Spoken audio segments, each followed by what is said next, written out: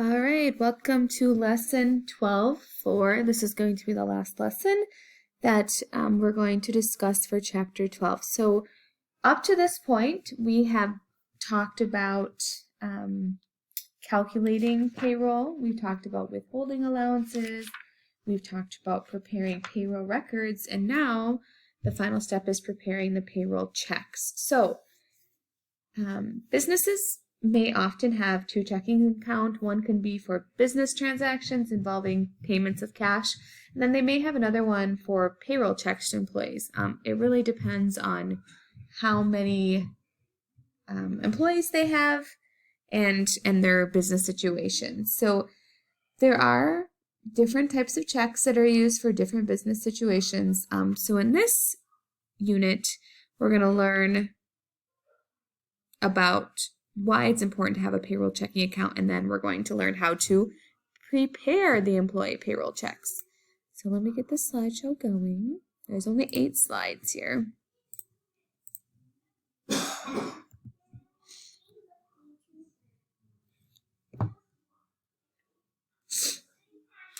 All right, so 3 Green pays its employees with checks written on a separate payroll checking account. So a check, we talked about this in a previous chapter, or a previous lesson, excuse me. A check for the total net pay is written on 3 Green's general checking account, and then that check is deposited in their payroll checking account. And then from their payroll checking account, that's when they pay their employees. So they have that separate payroll checking account just to be able to protect payroll payments and then control them. It's just easier to know that that's all that comes out of there. So if they need to go back and do some research or find some information, it's just easier to look. So the exact amount needed to pay their payroll is deposited in that checking account. So there's not going to be any extra. And once they pay the checks, that should be back to 0. If the amounts on the checks are altered or unauthorized, payroll checks are prepared, the amount in the payroll account would be insufficient to cover all the checks because, as I mentioned, they're taking only the amount from the general checking account for the payroll, depositing that amount in there, and then writing the checks. So when those checks clear, there should be nothing left in that account. So they would know if there was some unauthorized checks or credits to that account, since it would make that account negative. So let's talk about a voucher check. So a voucher check has a detachable check stub or voucher that contains detailed information about the cash payment. So most computerized systems, which I would say probably 95% of businesses use, they're designed to print voucher checks. So the voucher, usually referred to as the check stub, contains spaces to enter the date, the payee, so who you're writing this check to, what it's for, and the amount. So when paying expenses, the general ledger account number and title would be entered, and the address of the payee on the check is in a position that allows it to appear in a window. So when you just fold the check, you can put it in an envelope and mail it to them. You don't have to make a label or anything. So here would be an example of a voucher check. So you're going to prepare the check stub here. You're going to, the payee, so this one is coming from our general account. So we're writing a check to the bank because we're going to deposit this in our payroll checking account. So the total amount of the payroll is $6,269.87. So I'm going to write this to First American Bank, and they're going to we're going to deposit it into our payroll checking account. So you can see it's for, the description says the December 15th payroll in the amount of $6,269.87. So then we're going to write who is our check to. We wrote payroll account number so we know what account we want that deposited into. Okay? And then we're going to write the check. Remember that the amount written and the amount in the box, the numbers, have to match. If they don't match, the bank will take what is written out over what is written in numerical form.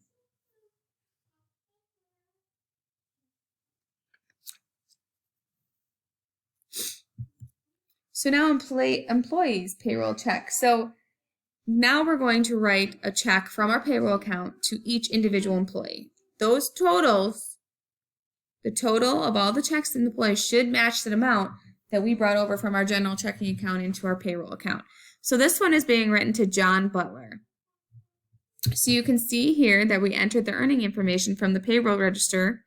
So we're using that payroll register that we did in 12.3, and that's all that we've already calculated. We have his regular hours, we have his overtime hours, so his current total earnings. Now, does current total earnings mean what we're going to pay him?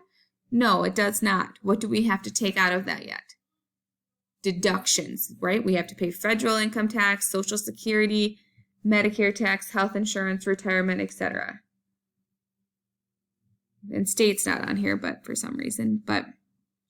Okay, so we need to calculate all of that first. Then we have to enter the year-to-date total earnings. So this is just a snapshot of this specific check, but we need to include what this employee has made year-to-date. So this would be, again, from remember we make that separate employee earnings record? We would do, and that's just a cumulative number that we pass on for each quarter. So year-to-date earnings, that means what John has earned up to this point, and we're almost at the end of the year because this is December 15th payroll. He has earned $28,661.25. Earned, not what he's taken home and paid, but that's what he's earned, okay? So now we're going to enter the employee's current deductions from the payroll register and record the total. So in this case, John has federal income tax coming out, Social Security, Medicare, he has health insurance, and a retirement. So his total deductions are $291.17. So we can calculate now and figure out what his net pay is. So we're going to add, like I said, we're going to add all those current deductions, report on the employee's prior check stub, and record the total. So now we see that we have the total, we totaled the current and year-to-date deduction columns. And we're going to calculate our net pay. So our net pay is $117,508. Again, then we would add that to our year-to-date totals, and what he has taken home in pay year-to-date is $23,038.66. So we need to prepare then each employee's check payable for whatever amount their net pay is. So in this case, John Butler's is $1,175.08. So we made it payable to him $1,175.08 out of 100. As you notice that this is check number 67.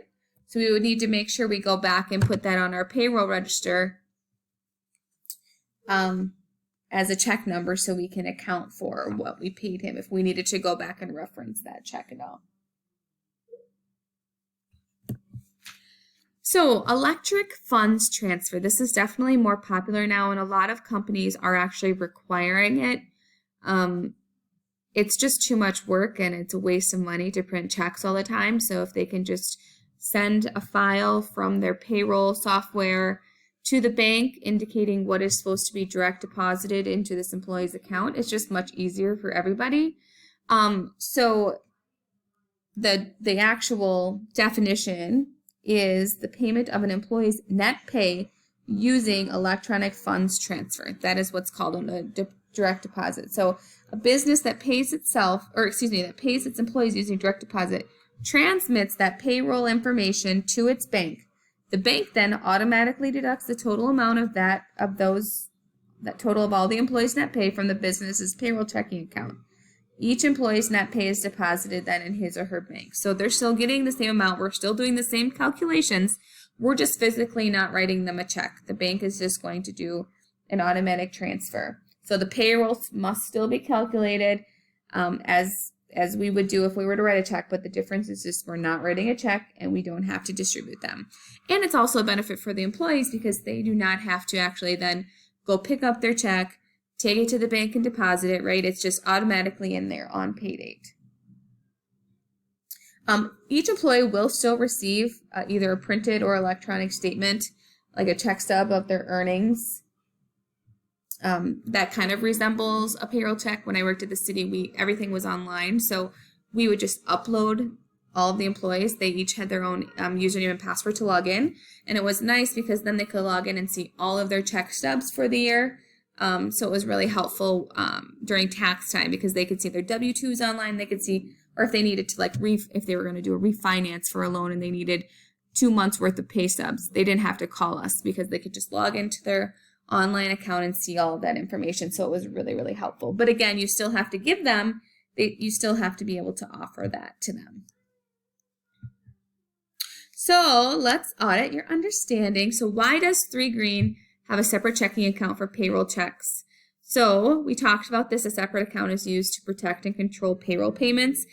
We know that we only put in the amount of money needed for that specific payroll. So at the end of that payroll, and those checks have been cashed, that amount, your balance should be 0. So if charges come in and make your overdraft your account, you know that those are unauthorized. And payroll checks require space to record earnings and deduction information. So again, for your regular checks, you may not need all of that check stub stuff. So you don't need to order so many of those checks when you need all that information. You can just use like regular either duplicates or just standardized checks for your regular business. What is the source of information that is recorded on each employee's payroll check voucher? So we talked about what all goes on there and where does all this information come from. So you're going to use your payroll register, which is you create one for every payroll, and that has all the employees. And then for every payroll, you need to then go and put that information onto the employee's earnings record. Remember, those are by quarter. And then prior pay period check stub. So you want to see your balances from the pay period before. So you would go to that, the last paycheck stub. How do payroll procedures differ for employees who request direct deposit of their pay? So they're the same, right? Pretty much the same. We have to do the same calculations.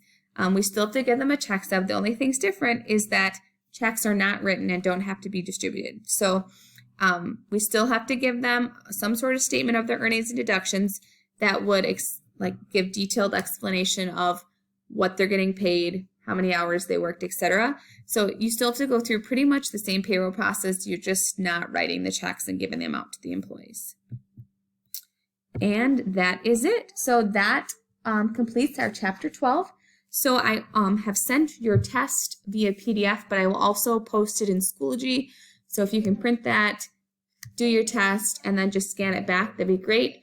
Do on your own 12.4 and application problem 12.4 and upload those as well. Just to make it a little easier when I'm grading, if you could do the page, rename the file, when you take a picture of it, page 1, page 2, page 3, page 4. It's a little challenging to look at all these weird file names and try to figure out the order because they don't upload in order. So if you can just name it page 1, page 2, page 3, that would be beautiful. So that's it for tonight. If you have any questions, please let me know. Talk to you later, guys.